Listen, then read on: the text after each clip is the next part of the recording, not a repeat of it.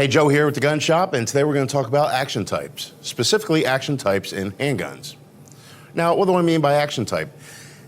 Without getting into all the technical stuff, that's the mechanisms inside the firearm, your handgun. Let's just break it down quick. It's what happens when you press the trigger. How many things are going to happen to make the gun go bang?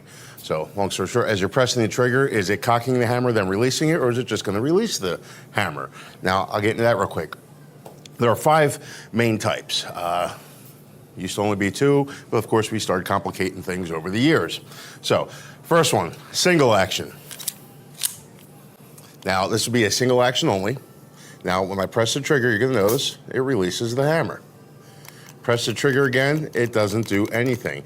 That hammer must be in the cocked position to fire it. Now, the cool thing about 1911s like this one here is every time you fire the gun, it's going to go bang, it's going to cycle itself, it's going to cock the hammer for you. So all you have to do then is release the trigger, reset the trigger sears, and press the trigger again, and it's gonna go bang. Very common. I love these triggers, 1911s. If you haven't fired one, it's probably one of the nicest shooting guns out there on the market. I mean, the triggers are smooth, they go straight back, and they're usually really light. These Fusions, right around 3.5 pounds. Now, if you remember the old days with single action, this is probably one of the easiest ways to explain it. I'm gonna pick up this big behemoth here, double check things here, okay? Look at this thing, huge. This is a single action gun. Again, if you notice the hammer is in the up position, press the trigger all you want, nothing's gonna happen. Remember those old Wild West movies? They pull them out and they'd have to cock them, or they sit there and fan them like that every time they press the trigger. That's how it's gonna fire. So once you pull it back, you fire, it goes bang. If you wanna press that trigger again to fire another shot, you actually have to manually pull back the hammer. Now, for personal protection, wouldn't be my first choice of guns out there. Again, just like the 1911, it is a single action only, but the action of the gun is gonna cock that hammer for you. Now we're getting to double action guns. You have double action only. Easiest example, again, to show you this is with a revolver. This would be a double action, single action gun, or just double action, however you wanna call it. As you press the trigger, it's gonna cock the hammer and release it every single time. Now, if you wanted to with this, you could put it in the single action mode. So you could take the hammer, like we did previously on the single action revolver, and cock the hammer. What's the benefits of doing that? Guys, pressing the trigger right now on this one is probably, doesn't feel too bad, it's probably around 12 pounds. Drop that hammer back, you're less than 5 pounds, or right around 5 pounds. Reduces that trigger pull a lot. Very common, great concealed carry guns, home protection guns.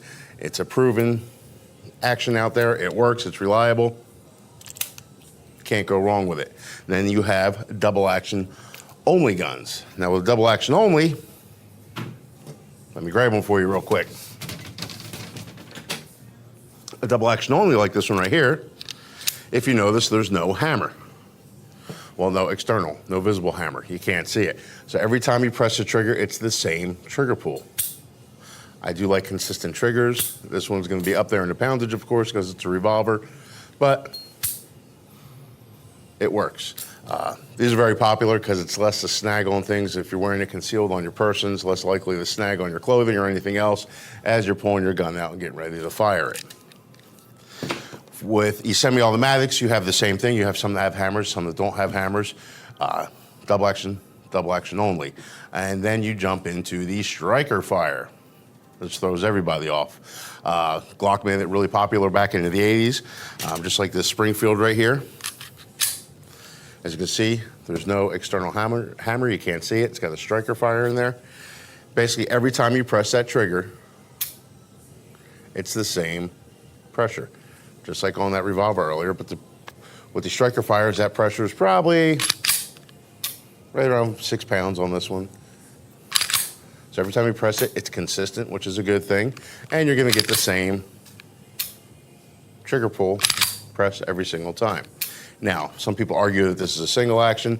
Some people argue it's a double action. It really depends on the manufacturer of the firearm and how their system is set up inside. Just call them striker fire, make things easier. This is probably the most popular gun on the market today, or action type on the market today, will be the striker fires. Glock, everybody has them now.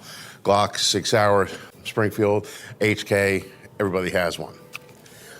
I like them. This is what I grew up shooting on, a gun that was a striker fire. I'm used to it that way.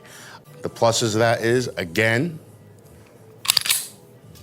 every time you press the trigger, you get the same trigger press. Now, downfall with the striker fire is if you have a misfire. You get one that doesn't go off, you press that trigger, you get a click instead of a bang. You get that. With a striker fire pistol, pretty much press it all you want. It's not gonna do anything, the gun has to cycle. So it's good training anyway. If you're ever shooting your gun and you get the click, is just and come back out.